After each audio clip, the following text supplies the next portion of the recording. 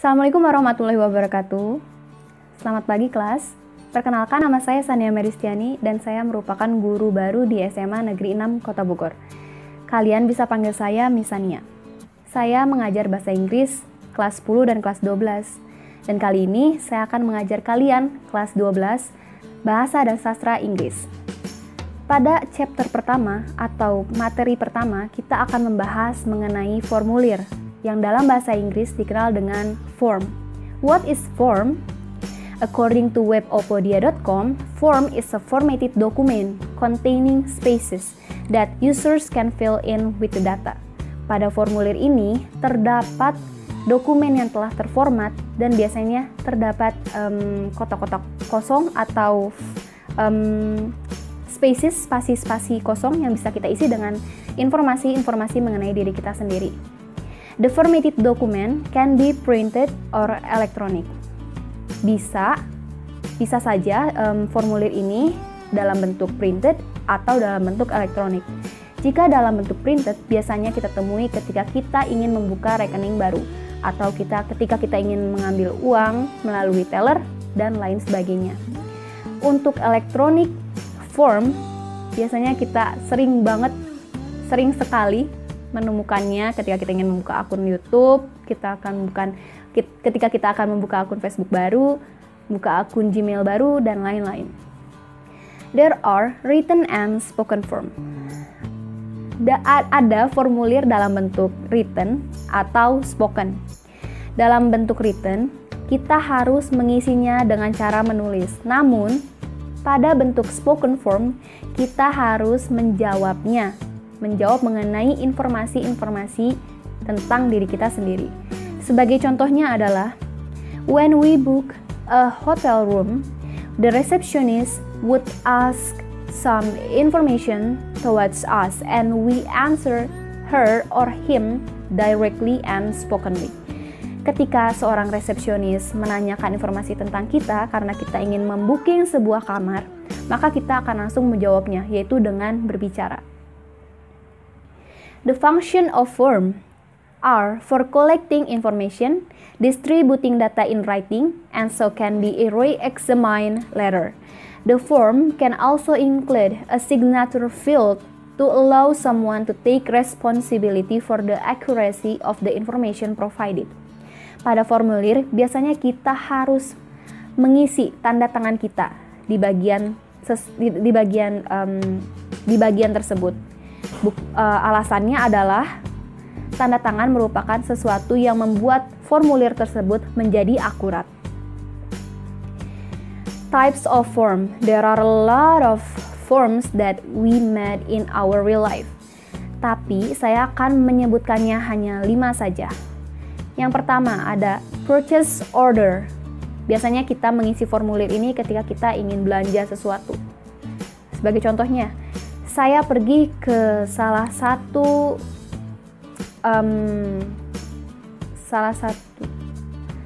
saya pergi ke IKEA, lalu saya membeli salah satu barang.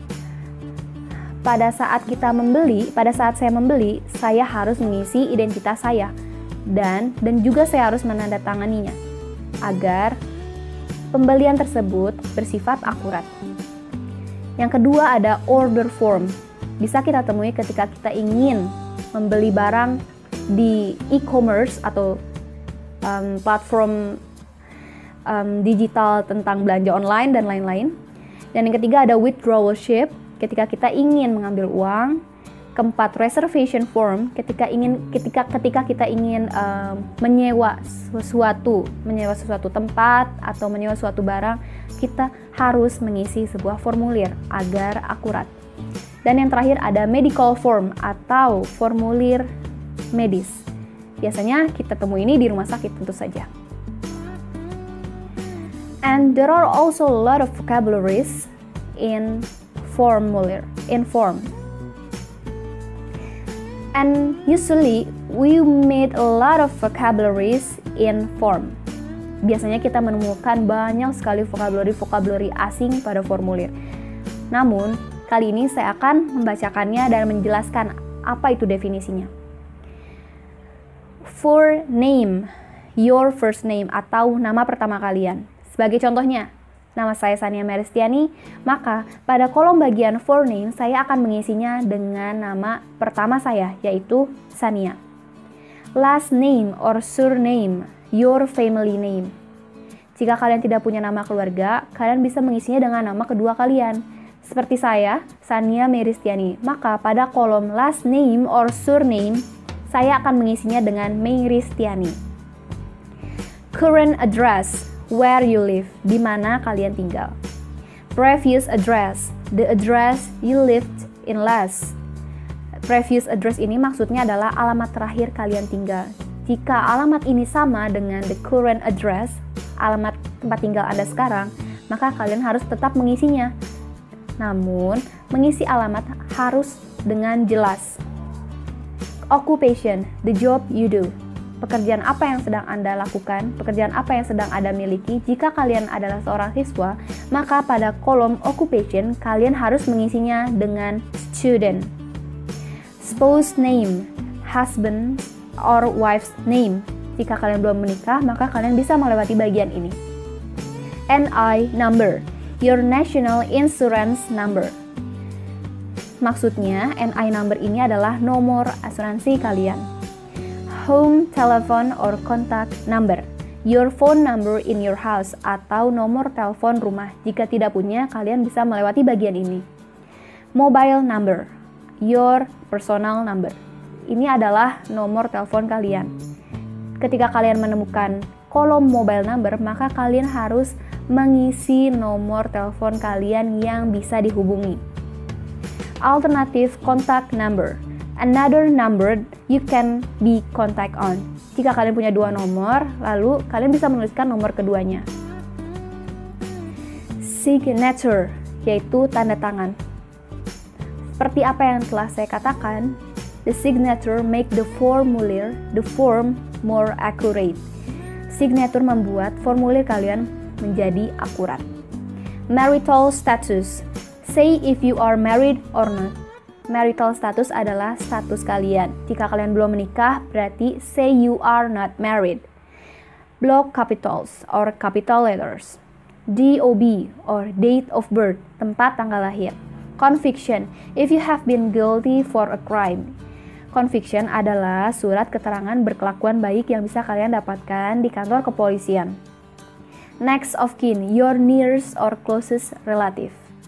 Maksudnya, next of kin itu adalah kontak atau nomor telepon seseorang yang sangat dekat dengan kalian. Bisa jadi orang tua kalian, sahabat kalian, saudara kalian, dan lain-lain. NA or not applicable, something that does not apply. Kalian tidak perlu mengisi bagian ini.